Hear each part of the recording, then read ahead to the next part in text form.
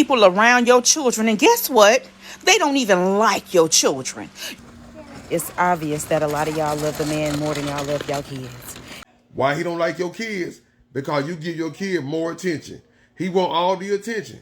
And these men will get in your head that your kid's a problem and have you disowning your own kids to pay attention to him to give him what he want. A woman who is a pick-me should never become a mother. The views and opinions expressed in this video are my own and are not intended to be taken as facts or professional advice.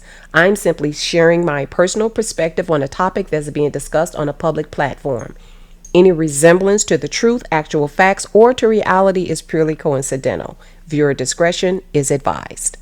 Hey y'all, welcome back to Voice and Value. This is a place where we have the hard conversations with the goal of healing, understanding, and growing. Today's topic is one that's real. It's raw, and I caution you in advance, it may also be triggering.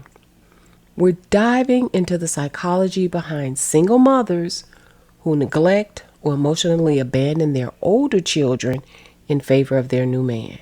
And he's usually the father of the youngest child. We're going to break down why this happens, how it affects the children who are left behind, and what kind of emotional wounds it creates. Wounds that tend to follow children into adulthood. As you just heard in some of those clips, adults are out here dealing with damage left behind by women who decided to give birth, bring their newborn home from the hospital, and then later turn away from their children to offer her love and affection and undivided attention to her new man. Now, I know that was a whole mouthful, but imagine being a child who actually lived through that in real time. I don't know why people think these arrangements work, because they usually don't. Let me set the scene for you. A woman has 2 or 3 kids from a previous relationship. The relationship ends, let's say painfully. Then she meets a new man, falls in love, and they have a new baby. All of a sudden, things start to shift. She begins prioritizing her new man, and by extension the child they share together, over her older kids. The older kids start noticing that mom's affection is now different. Their needs come second now, if not third or fourth. They're told to be quiet more. Stay in your room, or just stay out of the way, or even worse, they're punished for simply being present. So why does this happen? Well, one reason is emotional survival. The mother may subconsciously be trying to maintain the new relationship at all costs. She sees this man as her last chance at love, at stability, or a family unit. And if he's only interested in his own biological child, she'll adapt to keep him around, even if that means emotionally sidelining the children from her previous man, who the new guy now sees as baggage, by the way. Another reason is projection, or maybe resentment. The older children can sometimes be a painful reminder of a past relationship, one that failed or brought trauma. And Lord, don't let those kids look just like him. If she has unresolved feeling toward the father of those older children, she'll project those feelings onto his kids. She's not thinking logically at this point. She's reacting from pain and a desperation to feel loved or validated through this new man.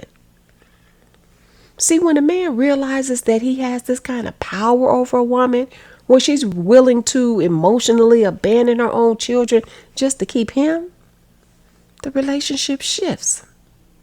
He's no longer a partner. He has now become a puppeteer. And once he sees that he can say, I don't want to deal with those kids, and she adapts to please him, he knows he's got her exactly where he wants her.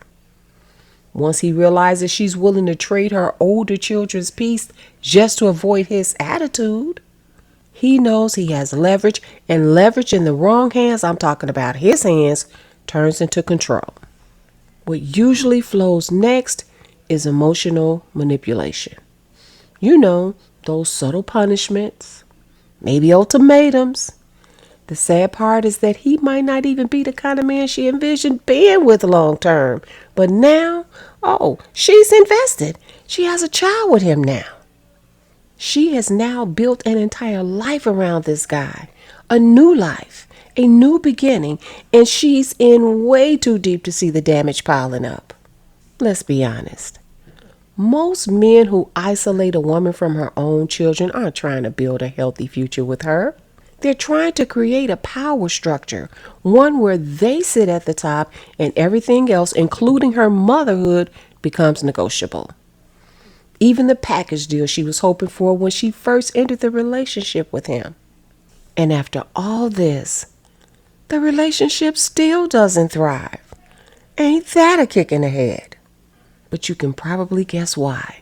Because it's not rooted in respect. Instead, it's rooted in sacrifice. And I'm not talking about the good kind. The relationship becomes based on what she's willing to give up to keep him satisfied, not what they're supposed to be building together in mutual love and respect.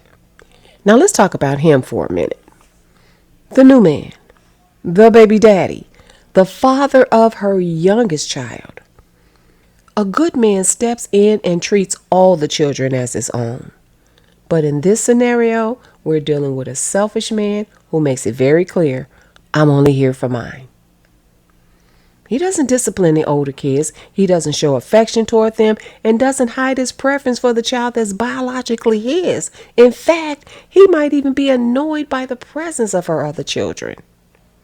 This type of man sees fatherhood as ownership.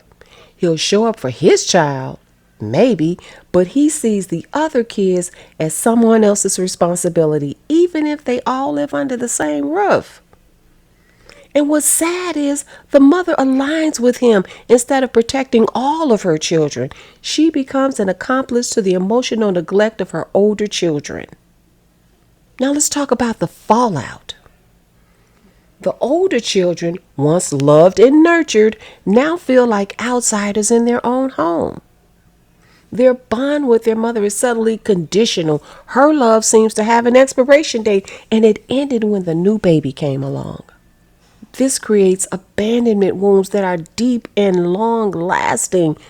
These children start to question their own worth. They internalize the rejection. They may act out not because they're bad kids, but because they're desperate to be seen and to feel like they matter. They also learn very quickly that love can be taken away from them, that adults can switch up on you, that affection is not a given, it's something you have to compete for.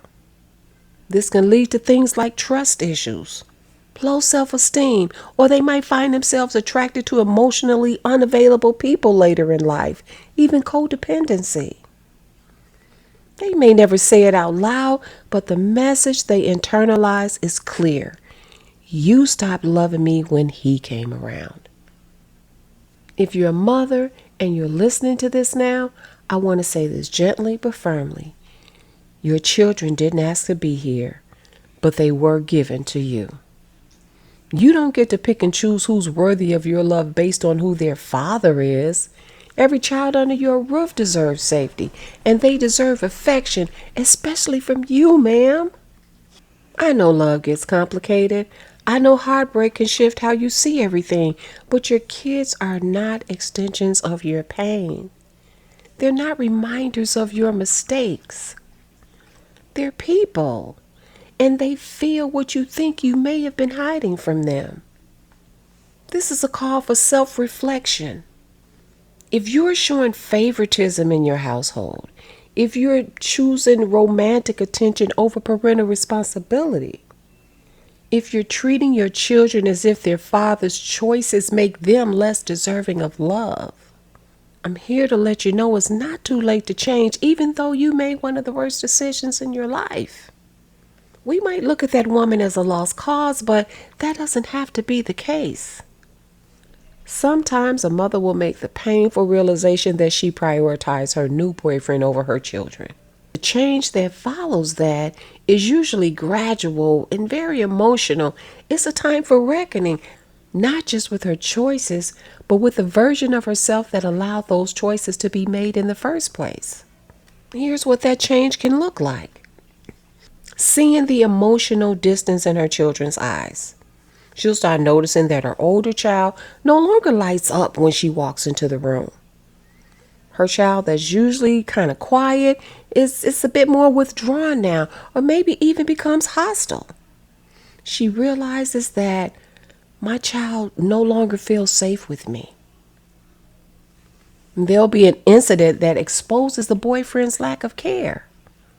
He might reject the older kids openly. He may even say, "They're not my problem," or "F them kids."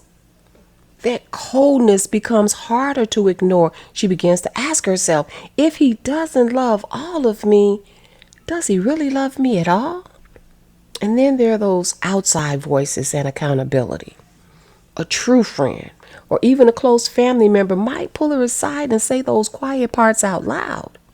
You've changed, and it's not for the better. Hearing the truth from someone that she trusts, it hits different. Of course, she has her own inner guilt and mother's intuition. Oh, it's there. Even after she tried to bury it, the guilt eventually will eat at her. Late at night, when she's quiet, she reflects. And the silence can become unbearable. But what does change really look like? Well, for starters, she starts showing up again. Big but subtle changes like making eye contact, sitting with her older children, asking how their day was, and really listening for more than, "It was good." She'll follow up with a question like, "What was good about it? Tell me." It lets them know that mom is opening herself up for a two-way conversation with them. It'll be awkward at first, but she's rebuilding trust brick by brick. Next, she'll begin prioritizing time with each child individually. Even short 15-minute check-ins, letting the child pick a show or cooking their favorite meal. These small acts speaks volumes. It lets them know you still matter to me. It's far greater than a stale apology saying, "I'm sorry." They've already seen how sorry she can be. Yeah, she could apologize, but not with empty words, with changed behavior. She can say things like, "I was wrong. I see how I hurt you, but I'm here now."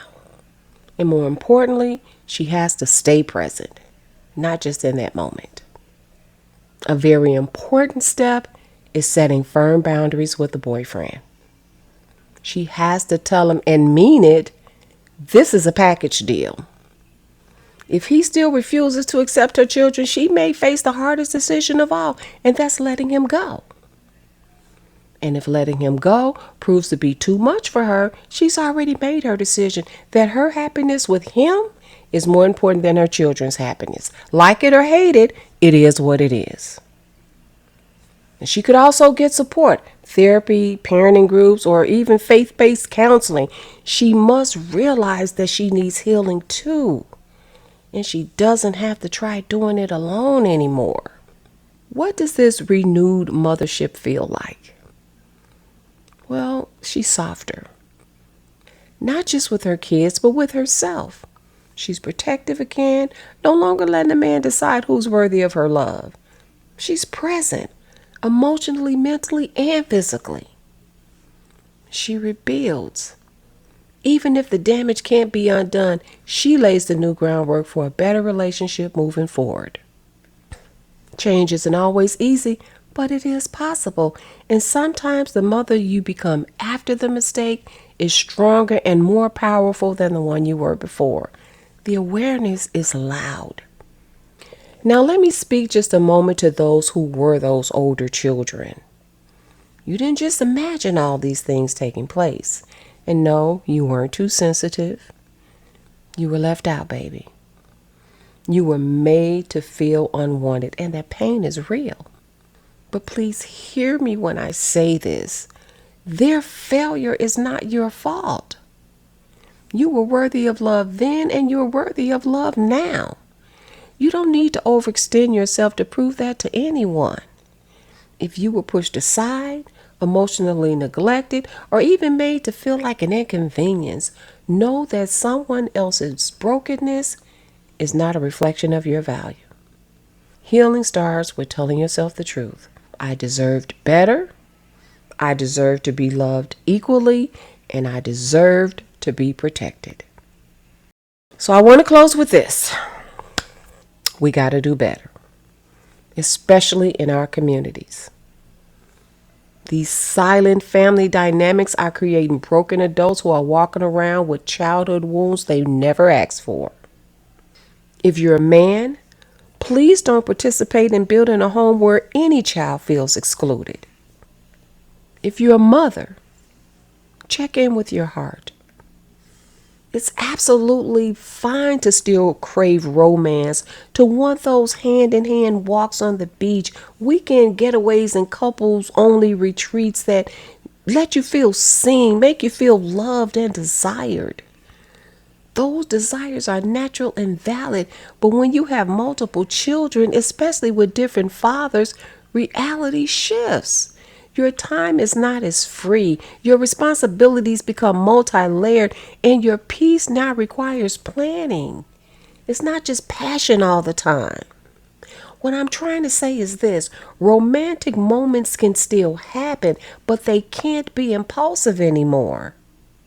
It's not that love is off the table. It just has to be scheduled between parenting, co-parenting, and the constant juggle of meeting your children's emotional and physical needs. And if you were a child who went through this, please take your healing seriously. Don't pass the pain forward. Let's break the cycle by confronting the hard truths. And remember, no matter how broken your beginning was, your ending can still be whole. Don't forget to like, share, and subscribe.